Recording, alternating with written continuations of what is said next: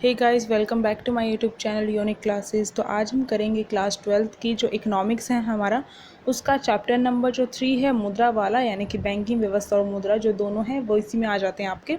तो ये वाला जो चैप्टर है इसका हमने जो पार्ट 1 है वो तो अपना कर लिया था। अब जो पार्ट 2 है वो हम देखेंगे, यानी कि एमसीक्यूज़ करेंगे। और इससे पहले आप सभी से यही रिक्वेस्ट है कि आप एमसीक्यूज़ तो कर लीजिए, कोई नहीं, इसमें समझ में आ जाएगा आपको। पर जो इसकी एक्सप्लेनेशन की जो मैंने क्लास अलग से ली थी, उसकी भी जो प्लेलिस्ट में मैंने इसको ऐड कर दिया है, उसे देख लीजिए। एक्सप्लेनेशन की जो वीडियो है उसमें मैंने डिटेल में आपको हर एक चीज़ समझाई है, क्योंकि एमसीक्यू से काम नहीं चलेगा। आपका कहीं से भी कुछ भी क्वेश्चन आ सकता है, तो जब तक आपको क्लियर नहीं होंगी बातें तब तक ठीक नहीं रहेगा। तो आपके कोई ना कोई क्वेश्चन स्किप हो ही जाएगा, छूट ही जाएगा। तो अगर आपको पूरे में से पूरे मार्क्स लाने हैं तो एमसीक्यूज़ के साथ साथ आपको क्या है, वो चैप्टर की जो वीडियो है, क्योंकि ज़्यादा हमने जो है बहुत शॉर्ट में बहुत अच्छी तरीके से बेस्ट एग्जाम्पल लेके हमने कवर किया है, तो उसे भी देख लीजिए। अब यहाँ पर जो है आपका इकोनॉमिक्स तो हम करवाते ही हैं, साथ साथ आपका इंग्लिश हो गया और जो बाकी सब्जेक्ट हैं, हिंदी जैसे कि हो गया, हिंदी हो गई आपकी, हिंदी इलेक्टिव, और पॉलिटिकल साइंस हो गई, हिस्ट्री हो गई, होम साइंस, इस तरीके से और भी काफ़ी सब्जेक्ट्स करवाते हैं। तो उसकी लिंक भी प्लेलिस्ट में होगी, नीचे डिस्क्रिप्शन बॉक्स में दे रखी है। तो डिस्क्रिप्शन बॉक्स चेक करिए, अगर आपका कोई सब्जेक्ट है तो उसे आप देख सकते हैं। अब देखिए 21 वाला क्वेश्चन है, 20 तक जो क्वेश्चन है हम पार्ट 1 में अपने कंप्लीट कर चुके हैं। अब से आपकी जो वीडियोज़ हैं वो हम डेली डालने की पूरी कोशिश करेंगे, क्योंकि अब 12th क्लास की बारी है। अब देखिए यहाँ पर आप सभी को प्रिपरेशन करनी है। फर्स्ट क्वेश्चन 21 वाला हमारा है यहाँ पर, एक के नोट और सभी सिक्के कौन जारी करता है। तो अगर एक के नोट की बात की जाए, यानी कि 1 रुपये का जो नोट आता है और जितने भी हमारे सिक्के होते हैं वो कौन जारी करता है। पहला ऑप्शन है आरबीआई, दूसरा है सरकार का वित्त मंत्रालय, तीसरा है पहला और दूसरा दोनों, और चौथा है उपरोक्त सभी। तो देखिए, एक के जितने भी नोट हैं और सभी सिक्के हैं वो आरबीआई नहीं जारी करता है। अगर किसी को ये कन्फ्यूज़न है कि आरबीआई ये नोट जो है वो जारी करता है, तो उसमें से जो 1 रुपये का नोट है आरबीआई के द्वारा जारी नहीं होता है, और जो सिक्के हैं वो तो आपके सरकार का जो वित्त मंत्रालय है वो जारी करता है। आपको ध्यान रखना है, सरकार के द्वारा जारी करवाया जाता है। तो इसलिए आपके एक के नोट और जितने सिक्के हैं वो सारे के सारे सरकार का जो वित्त मंत्रालय वो जारी करता है। आपको ध्यान रखना है, तो बी ऑप्शन आपका ठीक हो जाएगा। और हमें सपोर्ट करने के लिए, और आप चाहते हैं इकोनॉमिक्स की जो वीडियोज़ हैं ऐसी ही लगातार आती रहें, तो इसके लिए आप शेयर कीजिए अपने दोस्तों के पास, ज़्यादा से ज़्यादा जुड़ेंगे। जिससे क्या होगा, क्योंकि अगर हम बना रहे हैं और उस पर व्यूज़ ही नहीं आ रहे हैं तो फिर क्या फ़ायदा, इसका मतलब आपके लिए यूज़फुल नहीं है। तो इसलिए आप शेयर कीजिए अपने दोस्तों के पास और लाइक करें। अब देखिए अगला क्वेश्चन हम सभी के सामने 22 वाला है, और ये भी आपने बहुत रिक्वेस्ट की थी पार्ट 2 के लिए, तो इसलिए हम पार्ट 2 लेके आए हैं इस चैप्टर का। तो देखिए मुद्रा का अर्थ है, तो मुद्रा का अर्थ क्या है। तो मैंने जैसे बताया था, जब मैंने चैप्टर स्टार्ट भी किया था आपका, तो उस चैप्टर में मैंने बताया था कि जो मुद्रा है असल में वो होती क्या है। तो मुद्रा की डेफिनेशन याद कर लेंगे तो उसके कार्य भी अपने आप ही याद हो जाते हैं। तो उसे देख लीजिए, उसमें आपको बहुत अच्छे से क्लियर जो है वो हो जाएगी चीज़ें। अब देखिए यहाँ पर पहला है, यहाँ पर मुद्रा वह है जो मुद्रा का कार्य करती है। दूसरा ऑप्शन है मुद्रा वह है जिसे स्वग्रहता प्राप्त हो। तीसरा यहाँ पर मुद्रा वह है जो मूल्य मापक और भुगतान का साधन है, और चौथा है उपरोक्त सभी। तो मुद्रा असल में होती क्या है, मुद्रा वह है जो मुद्रा का कार्य करती है। ये बात भी बिल्कुल ठीक है, यानी कि आपका जो मनी है वो है क्या असल में। तो मनी क्या है, मनी के रूप में कार्य कर रही है, ठीक है, मुद्रा के साधन के रूप में, मुद्रा के माध्यम के रूप में कार्य कर रही है, एक मीडियन के तौर पर काम करती है। अब मीडियन के तौर पर जो मनी है वो किस तरीके से काम करती है, यानी कि एक माध्यम के तौर पर किस तरीके से काम करती है। हम क्या करते हैं, जो मुद्रा होती है उसे किसी भी वस्तु को खरीदने या बेचने के लिए यूज़ करते हैं, तो बीच में रहती है ना मुद्रा, तो एक मीडियन की तरीके से, एक माध्यम के तरीके से काम करती है, ठीक है। और जिसे सर्वग्राह्यता यानी कि सबकी स्वीकृति प्राप्त होती है, यानी कि जो सरकार है वो भी क्या करती है। हम ऐसे तो नहीं है, अगर हम देखें तो आपके जो 10 के या 500 के या 2000 के जो नोट हैं, यहाँ तक कि 1 रुपये का जो नोट है वो भी एक कागज़ है, कागज़ का टुकड़ा है। तो क्या आप एक कागज़ के टुकड़े को फाड़ कर उसके ऊपर अगर आप 500 लिख कर अगर आप एक दुकानदार को देंगे और कहेंगे मुझे 500 की चीज़ दे दो, तो वो दे देंगे? बिल्कुल भी नहीं। क्यों, ऐसा फ़र्क क्यों किया जाता है एक कागज़ के टुकड़े में और जो वो आपके पास जो मनी है उसके अंदर। इसके पीछे एक रीज़न ये है कि वो जो कागज़ का टुकड़ा जिसका निर्माण आपने किया था उसके ऊपर 500 लिखने के बाद, तो वो जो है उसे स्वीकार्यता नहीं प्राप्त हुई है, यानी कि सरकार और आरबीआई के द्वारा स्वीकार्यता प्राप्त नहीं हुई है। पर जो सरकार और आरबीआई के द्वारा वो जो नोट जारी किया जाता है, यानी कि उसे स्वीकार्यता प्राप्त है, उसे स्वीकार किया जाएगा, यानी कोई भी उसे स्वीकार करने से मना नहीं कर सकता। करता है तो कानूनी क्या होता है, उसके ऊपर कार्रवाई की जा सकती है। ठीक है, ये वाली बात भी ठीक है।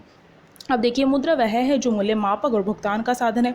यानी कि मूल्य मापक का मतलब क्या है, यानी कि इसका मतलब होता है यूनिट। अब आपको एक बात ध्यान रखनी है, जब तक मुद्रा नहीं आई थी तब तक क्या था, वस्तु विनिमय प्रणाली थी। यानी कि हम क्या करते थे, किसी वस्तु को खरीदने के लिए हमें एक ऐसी वस्तु की ज़रूरत होती थी जिसे सामने वालों को भी ज़रूरत है और हम उसे दे सकें और अपनी वस्तु खरीद सकें। तो ऐसा देखना बहुत मुश्किल होता था। तो इसकी वजह से क्या हुआ, इसकी वजह से जो मूल्य मापक है, यानी कि अगर मैं जो हूँ आपको वस्तु बेच रही हूँ तो मुझे ऐसा लगता था कि मेरी वस्तु महंगी है और आपको लगता था आपकी वस्तु महंगी है। तो अब कैसे डिसाइड हो, तो इसके लिए मुद्रा निकल के आई और मुद्रा ने क्या किया, एक यूनिट का काम किया, एक मूल्य मापक का काम किया। यानी कि अब जो 5 रुपये की चीज़ है वो आपको 5 रुपये में मिलेगी, ना उससे कम। ठीक है, तो यहाँ पर एक मापक के रूप में कि ये जो सिक्का है 5 रुपये का काम ही करेगा, ऐसा है। ठीक है, आपको ध्यान रखना है। भुगतान के रूप में भी ये क्या है, मुद्रा कार्य करती है। तो इसलिए उपरोक्त सभी इसका आंसर ठीक हो जाएगा। अब नेक्स्ट क्वेश्चन पे चलते हैं। तो देखिए, नेक्स्ट क्वेश्चन हम सभी के सामने है, तो देखते हैं। अब यहाँ पर पूछ रखा है हमें मुद्रा का कार्य है। तो मुद्रा का कार्य असल में होता क्या है, पहला है विनिमय का माध्यम, दूसरा है मूल्य मापन, तीसरा मूल्य संचय और चौथा ये सभी। तो मुद्रा के कार्य में आपका विनिमय का माध्यम यानी कि लेन देन का माध्यम है, जैसे मैंने कहा मीडियम के तौर पर कार्य करती है, माध्यम के तौर पर कार्य करती है मुद्रा। तो ये भी ठीक है हमारा। नेक्स्ट देखते हैं मूल्य मापन। मूल्य मापन यानी कि एक यूनिट की तरह फिक्स कर दी गई है वैल्यू, तो उसी यूनिट के अकॉर्डिंग हम क्या यूज़ करते हैं उसे, तो मूल्य मापक भी हो गया, ये भी ठीक है हमारा। मूल्य संचय, मूल्य संचय, संचय का मतलब ही क्या होता है, एकत्रित करना, इकट्ठा करना। यानी कि मनी को आप क्या कर सकते हैं, संचय करके रख सकते हैं, इकट्ठा करके रख सकते हैं। पर अगर वस्तु होती थी तो वस्तु विनिमय प्रणाली में क्या कमी थी कि हम वस्तुओं को इकट्ठा करके नहीं रख सकते थे लंबे समय के लिए, क्योंकि वस्तु क्या होती है, नष्ट होने वाली होती है, यानी ख़त्म हो जाती है। तो इसलिए हम उसे इकट्ठा करके नहीं रख सकते थे, तो मूल्य को हम संचय करके रख सकते हैं। तो ये भी इसका कार्य है, तो ये भी ठीक हो गया हमारा। तो इसके अकॉर्डिंग हमारा ये डी वाला ऑप्शन ये सभी ठीक होगा। अब नेक्स्ट क्वेश्चन देखते हैं। देखिए, नेक्स्ट क्वेश्चन आपका 24th वाला है, पूछ रखा है कौन सा मुद्रा का स्थैतिक कार्य है। स्थैतिक का मतलब होता है प्राथमिक कार्य। ठीक है, मैंने बताया था तो प्राथमिक कार्य होता है मुद्रा का, जिसमें 2 कार्य आते हैं आपके मेन, और एक होता है आपका जो गौण कार्य होता है, यानी कि और जो बाकी कार्य रह गया, फिर आकस्मिक कार्य कहा जा सकता है उसको। ठीक है, अब यहाँ पर देखिए स्थैतिक कार्य पूछ रखा है, प्राथमिक कार्य। तो पहला यहाँ पर ऑप्शन है आवश्यकताओं के दोहरे सहयोग दूर करना, यानी कि आवश्यकताओं का जो दोहरा सहयोग होता था वस्तु विनिमय प्रणाली में, उसे दूर करने का कार्य मुद्रा करती है। इसका मतलब ये है। तो ये जो है ये इसका प्राथमिक कार्य नहीं है। अगर हम और देखें तो मूल्य के सामान्य माप के रूप में, तो बहुत इंपॉर्टेंट जो कार्य निभा रही है मुद्रा, उसको इसका स्थैतिक या फिर उसका प्राथमिक कार्य कहेंगे। तो मूल्य का जो मापन के रूप में जो कार्य कर रही है मुद्रा, यानी कि एक यूनिट फिक्स हो चुकी है, वो बहुत इंपॉर्टेंट रोल क्रिएट कर रहा है उसका कार्य। तो इसलिए सेकेंड वाला ऑप्शन ठीक हो जाएगा आपका। अब नेक्स्ट क्वेश्चन देखते हैं। तो नेक्स्ट क्वेश्चन देखिए, यहाँ पर 25 वाला दे रखा है, तो देखते हैं 25। यहाँ पर 25th वाला क्वेश्चन है, भारत में मुद्रा संबंधी नोटों की निर्गमन प्रणाली आधारित है। तो भारत में जो मुद्रा से संबंधित जो नोट हैं उनकी निर्गमन प्रणाली जो है वो किस पर आधारित है, यानी कि जो भारत में जो भी मुद्रा जारी की जाती है, जो भी करेंसी जारी की जाती है, तो उसको लेकर कौन सी प्रणाली के तहत ऐसा किया जाता है। कोई ना कोई प्रणाली तो होगी, कोई ना कोई प्रक्रिया तो होगी, जिसे अपनाकर क्या किया जाता है, जो मुद्रा से जारी किया जाता है। क्योंकि अगर किसी के हाथ में कोई प्रणाली ना हो, मान लीजिए आरबीआई के पास कोई भी प्रणाली ना हो, तो आरबीआई अपनी मर्जी से जितनी चाहेगी उतनी मुद्रा जारी कर देगी। अगर ज़्यादा जारी कर देगी तो जो मनी होगी यानी कि मुद्रा होगी, उसका मार्केट में फ़्लो ज़्यादा हो जाएगा। तो इससे क्या होगा, मार्केट में जब मुद्रा ज़्यादा पहुंच जाती है, बाज़ार में जब मुद्रा ज़्यादा पहुंच जाती है, तो उसके बाद क्या होता है, हर व्यक्ति के पास जो मुद्रा है वो ज़्यादा हो जाएगी और उसका यूज़ करना वो ज़्यादा शुरू कर देगा। यानी कि जो पहले वो यूज़ करता था उससे ज़्यादा करना शुरू कर देगा। इस वजह से वस्तुओं की कीमत होनी, जो मतलब कि वस्तुओं की जो मांग है वो बढ़ जाएगी। जब वस्तुओं की मांग बढ़ती है, तो आपने 11th क्लास में पढ़ा होगा, तो जो वस्तुओं की अगर मांग बढ़ती है तो वस्तुओं की कीमत में भी क्या हो जाता है, कीमत भी बढ़ जाती है। ये भी पढ़ा होगा आपने। इसका मतलब क्या है, वस्तु की मांग बढ़ने पर जो उत्पादन करने वाले हैं, उत्पादक करता है, वो क्या करते हैं, जब उनके पास वस्तुएं सीमित होती हैं तो वो क्या करेंगे, अगर मैं मान लीजिए मैं क्या कर रही हूँ, वस्तु की मांग कर रही हूँ, तो जो भी बी उत्पादन करता है वस्तु की, उसके पास अगर वस्तु नहीं है और उस वस्तु की मांग बहुत ज़्यादा है, तो वो क्या करेगा, अपने जो वस्तु उसका प्राइस बढ़ा लेगा। तो यानी कि इनडायरेक्टली बात यही है कि मनी जो है अगर मार्केट में ज़्यादा पहुंच जाएगी तो इससे क्या होता है, इससे जो कीमत है वो बढ़ जाती है। इसलिए क्या है, इसलिए एक प्रणाली बनाई गई है कि एक लिमिट में ही क्या हो सके, जो मुद्रा है वो जारी की जा सके। ठीक है, ये समझाने का मेरा यहाँ पर मेन मकसद था।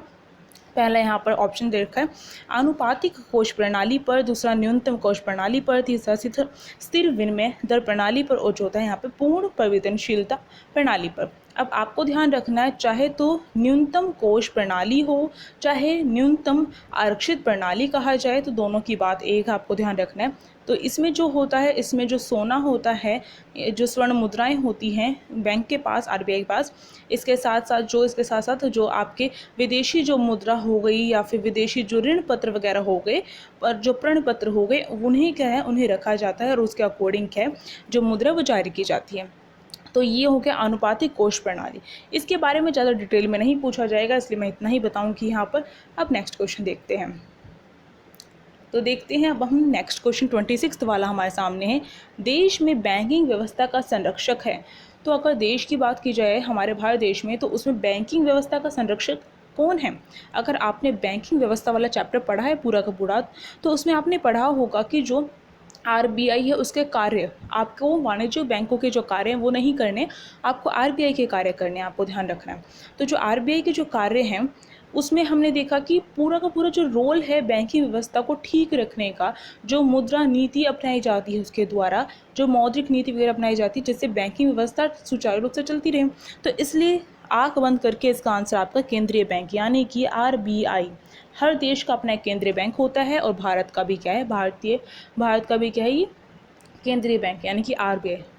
ठीक है, अब नेक्स्ट क्वेश्चन देख लेते हैं।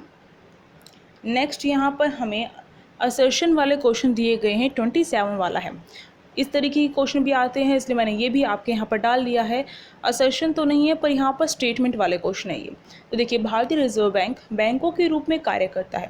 तो भारतीय रिजर्व बैंक, जैसे हमने कहा बैंकों का बैंक होता है, जब हमने कार्य पढ़ा था भारतीय रिजर्व बैंक का, आरबीआई का, तो बैंकों का बैंक कहा था। तो किस प्रकार से भारतीय रिजर्व बैंक बैंकों के बैंक के रूप में कार्य करते हैं, यही बात हमें बतानी है कि कौन सा कथन जो है इस कार्य को लेकर, आरबीआई के इस कार्य को लेकर सही है। यहाँ पर पहला यहाँ पर कहा गया है कि वाणिज्यिक जो बैंक हैं, वाणिज्यिक बैंक रिजर्व बैंक के पास अपनी जमा संचित कर रखते हैं, यानी कि जो वाणिज्य बैंक होते हैं वो क्या करते हैं, अपनी जितनी भी जमाएं होती हैं उन्हें कहाँ इकट्ठा करते हैं, उन्हें कहाँ जमा करते हैं, आरबीआई के पास करते हैं। तो यहाँ पर तो एक ग्राहक और एक बैंक के बीच में संबंध है वो दिखाया गया है। तो यहाँ पर बैंकों के बैंक के रूप में कार्य नहीं किया गया है। ठीक है, यहाँ पर ये वाला जो कार्य यहाँ पर दिखाया गया बैंकों के बैंक के रूप में नहीं है, यानी कि यहाँ पर आरबीआई के द्वारा कुछ भी रोल नहीं निभाया जा रहा है। अगर हम ये नेक्स्ट वाला देखते हैं, आवश्यकता पड़ने पर रिजर्व बैंक वाणिज्यिक बैंकों को ऋण देते हैं। यानी कि जब आवश्यकता पड़ती है तो जो रिजर्व बैंक होते हैं वो क्या करते हैं, वाणिज्यिक बैंकों को ऋण देते हैं। यानी कि जब ज़रूरत पड़ती है तो रिजर्व बैंक क्या करते हैं, वाणिज्य बैंकों को ऋण दे देंगे। यानी कि अगर मान लीजिए हम क्या करते हैं, अगर हमें कभी ज़रूरत पड़ती है ऋण लेने की, तो हम जाते हैं लोन लेने की, और हम जो अपने आसपास जो भी बैंक है, अगर एग्जांपल लूँ एसबीआई जो होगा, तो उसमें जाकर हम ले लेते हैं लोन। इसी प्रकार से अगर बैंकों को भी ज़रूरत पड़ेगी तो वो कहाँ जाएंगे, आरबीआई के पास जाएंगे। तो ये बैंकों के बैंक के रूप में कार्य कर रहा है आरबीआई। तो सेकंड यहाँ पर ठीक हो गया। अगर एक नज़र से देखा जाए तो फर्स्ट वाला भी आपका ठीक होगा, क्योंकि वाणिज्य बैंक क्या करें, अपना अतिरिक्त कोष जमा करवा रहे हैं आरबीआई में। तो इसी तरीके से हम भी क्या करते हैं, हम भी अपने पास जो भी एक्स्ट्रा मनी होती है बैंकों में जमा करवाते हैं। तो फर्स्ट और सेकंड ठीक हो गया हमारे यहाँ पर। ठीक है, दोनों ठीक हैं। अब थर्ड वाला देखिए, यहाँ पर थर्ड ऑप्शन होगा, गलती से सेकंड लिखा गया। रिजर्व बैंक वाणिज्य बैंकों को मौद्रिक विषयों पर परामर्श देते हैं। यानी कि आरबीआई क्या करते हैं, वाणिज्यिक जो बैंक है उन्हें मौद्रिक विषयों पर परामर्श देते हैं, सलाह देते हैं। पर क्या कभी आपने देखा है कि जो आपके आसपास के वाणिज्यिक बैंक के, जैसे एसबीआई हो गया, एग्जाम्पल फिर से वही लेते हैं, तो एसबीआई हो गया, क्या वो आपको कभी मौद्रिक नीति को लेकर कुछ भी आपको आज्ञा या फिर परामर्श वगैरह देता है, सजेशन देता नहीं देता है ना? तो यहाँ पर क्या, बैंकों के बैंक के रूप में ये वाला जो कार्य है इसका नहीं है, ये मौद्रिक नीति के तौर पर है इसका कार्य। तो फर्स्ट और सेकंड दोनों ठीक है। तो इसके अकॉर्डिंग देखते हैं कहाँ पर फर्स्ट और सेकंड दे रखा है ऑप्शन। तो थर्ड वाला ऑप्शन देखिए, फर्स्ट और सेकंड दोनों ऑप्शन आपके ठीक हो जाएंगे। फटाफट और भी क्वेश्चंस जो हैं आपके देख लेते हैं। तो देखिए 28 वाला अब हम सभी के सामने क्वेश्चन है, तो देखते हैं, हम थोड़ा इस पर ध्यान देंगे। यहाँ पर जो हमें स्टेटमेंट दी गई है, फिर से हमें बताना है रिजर्व बैंक का जो नोट जारी करने का जो अधिकार है उसको लेकर कौन से स्टेटमेंट जो है यहाँ पर सही है, कौन सा कथन सही है यहाँ पर। तो नोट जारी करने को लेकर है, पहला यहाँ पर भारत की केंद्रीय सरकार के अतिरिक्त सिर्फ भारतीय रिजर्व बैंक को 1 रुपये के नोट, सिक्के के अलावा मुद्रा नोट जारी करने का अधिकार प्राप्त है। ठीक है, दूसरा यहाँ पर दे रखा है 1 रुपये के नोट, सिक्के और छोटे मूल्य वर्ग के सिक्के का परिसंचलन केंद्रीय सरकार द्वारा किया जाता है। थर्ड यहाँ पर वर्तमान में आरबीआई 7 मूल्य वर्गों में नोट जारी करती है। तो नोट जारी करने को लेकर अगर एग्जैक्ट कहा जाए तो वर्तमान में अगर देखा जाए तो जो आरबीआई है वो 7 मूल्य वर्ग में क्या कर रही है, नोट जारी करती है। तो यही ऑप्शन आपका ठीक हो जाएगा। अब हम नेक्स्ट क्वेश्चन देखते हैं। नेक्स्ट क्वेश्चन में आपको यहाँ पर जो है ये वाला जो है आपको यहाँ पर भी स्टेटमेंट वाला दे रखा है 29 वाला क्वेश्चन। पहला स्टेटमेंट कह रहा है यहाँ पर, जिस मुद्रा को सरकार अथवा केंद्रीय बैंक की कानूनी मंजूरी प्राप्त नहीं होती उसे बैंक मुद्रा कहा जाता है।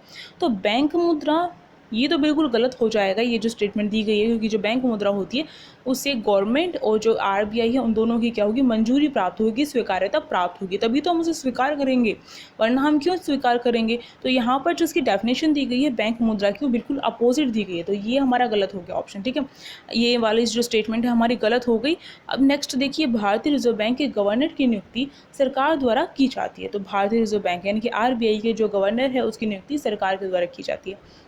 ये वाला आपका ठीक होगा, क्योंकि सरकार के द्वारा क्या किया जाता है, आरबीआई के गवर्नर की नियुक्ति की जाती है।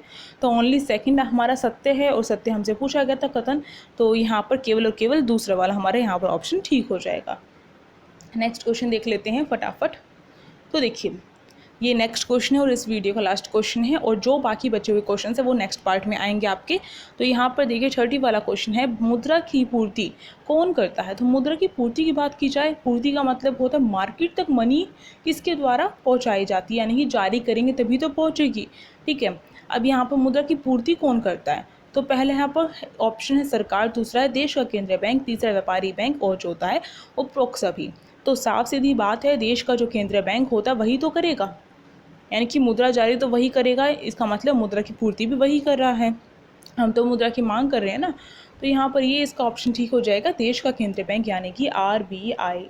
तो सिंपल सी बात है, बहुत इजी तरीके से हमने क्या है अपने जितने भी एमसीक्यू से कंप्लीट कर लिए हैं। मेरे ख्याल से आपको भी करने में मज़े आए होंगे और बाकी इन्फॉर्मेशन भी आपको मिल गई होंगी आसपास की। आपको ऐसा लग भी नहीं रहा होगा, अगर आपने टॉपिक नहीं पढ़ा होगा तो आपको ऐसा लग भी नहीं रहा होगा कि हमने टॉपिक नहीं पढ़ा है, क्योंकि हम जो भी क्वेश्चन उसके आसपास की चीज़ें इंक्लूड करते हुए चलते हैं।